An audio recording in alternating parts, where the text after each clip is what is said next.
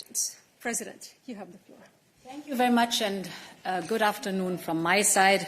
Indeed, we have two very important summits ahead of us. As you know, the G20 Summit in Rome this weekend, and then back-to-back COP26. And I would like to report how we're seeing the development of these two summits and what our position is there. So let me start with G20. G20 is the meeting of the 20 largest, most advanced economies in the world. So in general, we will have a 360-degree view on the world, but I want to focus on the three main topics where the most discussion will be on, and that is the pandemic, or how to end the pandemic. That is the question of global economic recovery, and that is the question of climate change. So first of all, on tackling the pandemic.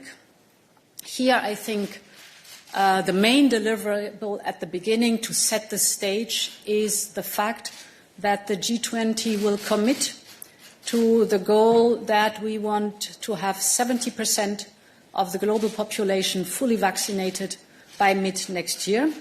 This is an ambitious goal, but we fully support this goal.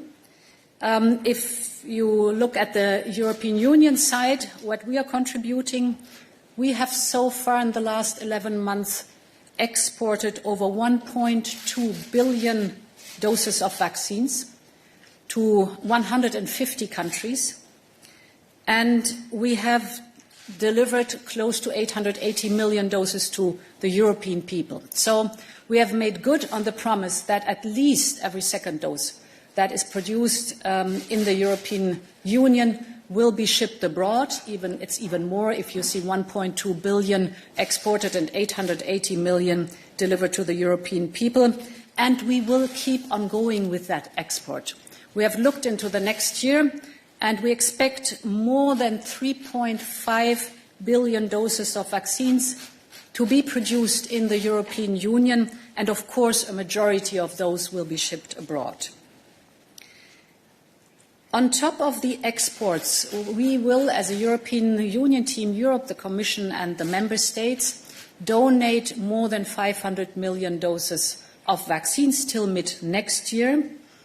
I expect more pledges from the Member States to come. I am also aware that the Member States have faced some obstacles what the delivery of these pledged doses is concerned. So we are trying to address the issues with the Member States and, of course, with the vaccine producers to speed up the deliveries. Then there is a second topic. This is the one, the vaccines, the exports, the donations. Then there is a second topic underpinning our goal that we want to get better with vaccinating the world, and this is the mid and long term. The G20 leaders will call for an increasing manufacturing capacities in developing countries, and here the focus is on the mRNA technologies. As you know, this is a project that is very dear to my heart. Europe is investing more than 1 billion euros in Africa for exactly this purpose. Our common goal is that we really bring the mRNA technology to the African continent so that it is being produced there. For that, with our African partners, we are convening the pharmaceutical companies, of course, but also foundations, the private sector. We are working on the conducive regulatory environment with the African CDC, building up an African Medicines Agency, and of course with the financial institutions like the European Investment Bank. And so far, we have made good progress with Senegal, Rwanda and South Africa. Indeed, I think it's 2 days ago now that BioNTech signed an agreement with Rwanda and Senegal. So this is moving forward quite nicely, and we are now considering to have also such a cooperation with other African countries like Ghana, Egypt, Morocco, Nigeria or Kenya. This is nothing for the very short term, this is more for the mid and long term, but I fully support the goal the African countries do have, and that is to be more independent in producing their own vaccines. As of today, it is so that if you look at all the vaccines that are administered in Africa, I'm not only speaking of COVID-19, but also the other vaccines, only 1% is produced in Africa, and 99% are imported. The goal is that Africa sets itself to have in 2040 60% of the vaccines administered in Africa also produced in Africa. And I think this is feasible. Now, besides the vaccines, my second point on health in the G20 is pandemic preparedness. As you know, we took important commitments in May at the Global Health Summit. What we do need is a strong WHO to better prepare the world for potentially a next pandemic. And we need to move forward from the ad hoc responses we have right now, more to more structural responses and more structural that are more permanent to establish. And this needs leaders' attention. Therefore, one important aspect is to bridge the gap that we see between finance and health. That is in the G20 to bring together finance ministers and health ministers. And of course, that requires adequate funding. So to underpin that structure with the necessary funding, so that we can prepare better the world for cross-border health threats, future cross-border health threats, and also mainly to strengthen healthcare systems that have proven not to have enough resilience during this pandemic. I must say we're not there yet in the negotiations to G20. There are different views on how to do this, but I hope that we will find an agreement mainly with the background of the experience of the pandemic we have right now. So far for the health part in the G20. The second subject we will discuss in Rome will be the global recovery. And given that the largest economies sit around the table, this is also the place to discuss how we can ensure a robust economic recovery. We will also discuss how supply chains in the global economy have been struggling to keep up with rapidly rising demand. And in addition, I believe we will discuss how the high energy prices, if sustained, could pose a threat to the global economic recovery and what measures could be taken.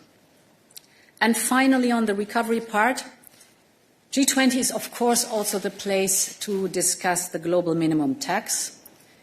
When we are repairing our economies right now and when we are investing in the recovery, we will and have to pay attention to fairness. And the global tax agreement we have found does exactly that. The G20 will agree on a global tax reform. I think this is historical. And afterwards, it's going to be about implementation. We stand ready to implement it quickly. From the EU side, we will already make a proposal for implementation on the minimum effective tax rate before the end of this year. And we expect the system to be globally in place by 2022. Now, the third topic that we will discuss at G20 with a lot of emphasis will be climate change. As I said, we have the 20 most advanced economies around the table. These 20 largest economies also represent 80% of the emissions worldwide. And therefore, we have a special responsibility to act. The commitments that will be taken in Rome on climate change will somehow be also, of course, a pacemaker for the COP26. What we need is, first of all, leadership. We need leadership for credible commitments for decarbonization to reach the goal of net zero mid-century. But we also need sufficient commitments to really cut the emissions this decade. Science is very clear on that. Science tells us it's urgent. We are not on track right now. It's man-made climate change. So because it's man-made, we can do something, but we have to act. We have to better deliver. And only that would enable us to keep within the goal to limit the global warming to 1.5 degrees Celsius. The second important topic, not only in G20, but then also in COP26, will be climate finance. As you know, we have promised to deliver year by year $100 billion to the least developed and most vulnerable countries concerning climate change, adaptation and mitigation. And we need to deliver that. There are, if we look at the statistics now, finally encouraging developments. According to the latest report by the German and the Canadian governments, we will exceed the $100 billion target in 2023. So we are making progress, but I think we have to try harder. We should look at providing the $100 billion already next year. There is still a small gap, and I think we should put a lot of emphasis in trying to close that gap. As you know, the European Union and its member states are already the largest contributor to climate finance, with more than $25 billion per year. I expect also this number to go up in the next days. And I pledged on top a top-up of $5 billion till 2027, expecting others also to increase their ambition. And this leads me directly, finally, to COP26.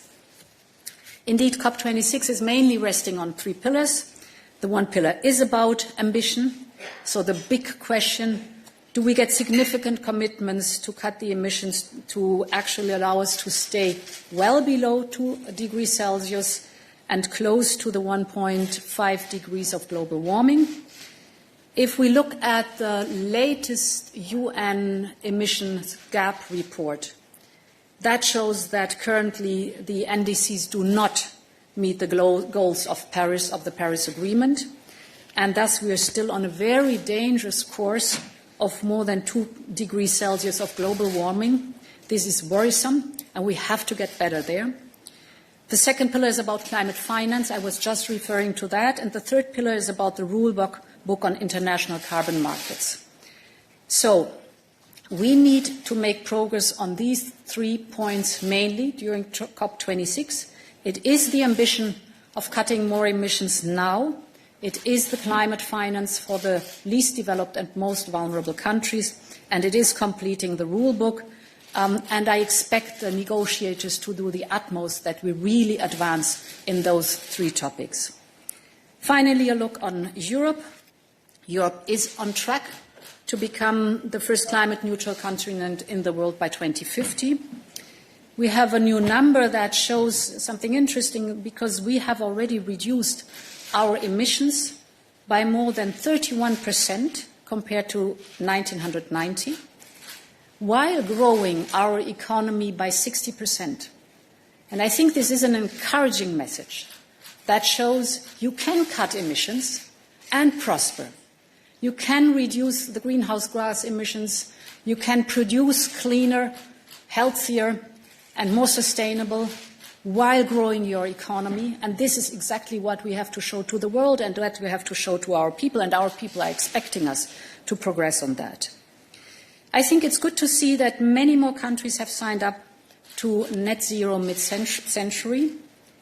But what we also need now is not only targets, but we need very concrete plans and immediate action on the ground, really to show in detail how we're going to get to reach those targets within this decade.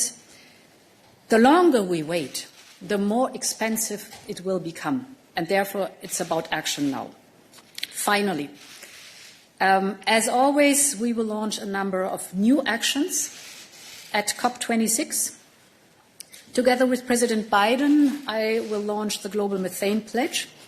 Under this pledge, we commit to reducing methane emissions by at least 30% by 2030. Methane, if you look at the greenhouse gas emissions, greenhouse gases, is the lowest hanging fruit. It is 80 times more warming than CO2, so there's urgent need to do something. And there is a lot we can do. And therefore, I'm glad that by now 60 countries joined us so far. And of course, we are encouraging others to join this ambition. The second initiative will be that I will announce a financial contribution of €1 billion to the Global Forest Pledge. That includes 250 million euros to the Congo Basin. You know that protecting our forests worldwide is a priority for the European Union. The forests are our best allies in fighting climate change, so we need really to protect them. The third initiative we will launch is on innovation. Innovation is key to fight climate change and to progress into a circular economy with clean producing procedures and more sustainable consumption, and therefore future technologies will be the key to help cut emissions. We want to demonstrate, and this is the core of this initiative, that investment in green innovations pays off. So in Glasgow, I will launch together with Bill Gates a program called Breakthrough Energy Catalyst. We join forces there. The aim is to prove that if you have a breakthrough innovation, of course at the very beginning it's a bit more expensive, but if we relieve that green premium, we help this innovation to be more fast in being market feasible and to scale up better at the markets, such as, for example, innovation in clean hydrogen, sustainable aviation fuels, carbon storage, carbon capture, and the energy storage, such to name the 4 fields where we will be investing in. Last but not least, the fifth initiative that we will presumably start, we're still working on it, that is joining the US, the UK, Germany, France, and the European Union to launch, together with South Africa, a just energy transition partnership. The idea is that the countries support South Africa to phase out of coal faster and to go earlier and faster into developing renewables. We're still working on that, but I'm confident that we are going to launch this new proposal, and then this partnership could become a template on how to support just transitions around the globe, with sponsoring countries and countries that have to move on faster in the just transition. That was quite a bit. Sorry for being a bit long, but it's important 4 days ahead of us. And back to you, Dana. Thank you very much, President. I will take a few questions alternating between the room and the colleagues connected online, and there are many of them there. Irini first. Go ahead. Thank you, Dana. I would like to ask, what are EU's expectations for COP26, and what do you believe is going to be different this time? Thank you. Our expectations are that we really step up in the ambition to cut emissions this decade.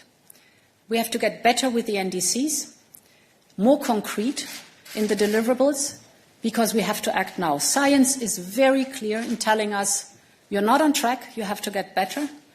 Global warming is progressing faster than we expected.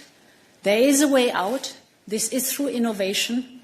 You can do it and be better and more ambitious on that. The second point is, if we want to be successful, we have to, as developed countries, we have to support the developing countries and the most vulnerable countries. This is about climate finance. This is a question of credibility and of solidarity worldwide. And indeed, the third topic is the rule book, very complicated but very important because it is about the rules. How are we measuring successes or steps forward in cutting emissions? As you know, there are a lot of percentages, a lot of dates floating around. And how are we, for example, measuring the offsetting of some emissions so that you have accountability, that you have a system that is science-based and accountable for real progress, and therefore really to show the world that we are getting better in fighting climate change. What is different? Well, Paris set out the vision, and that was and is incredibly important. But now it's going to be concrete. It is not only about goals and targets, but now it has to be about very concrete, detailed steps and a roadmap within this decade to make a credible change, a crucial change that is absolutely necessary. And therefore, this is very detailed this time, but it's also a moment of truth. Thank you. George is next.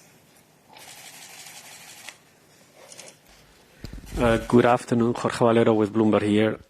It's just a follow-up to the previous question, because even though the talks are still ongoing, the expectations are not very high. If we look at the national contributions are not enough to keep global warming below 2%, and the financial contributions are falling short of what we need to be achieved. So having this in mind, what is your best hope for the COP26? And then also, if you expect a deal on Article 6 carbon offset trading rule book during the climate summit? So indeed, the starting point is not a good one. And therefore, it's also a moment of truth. Science tells us very clearly, and the reports tell us very clearly, you're not where you want to be in fighting climate change. You have to get better.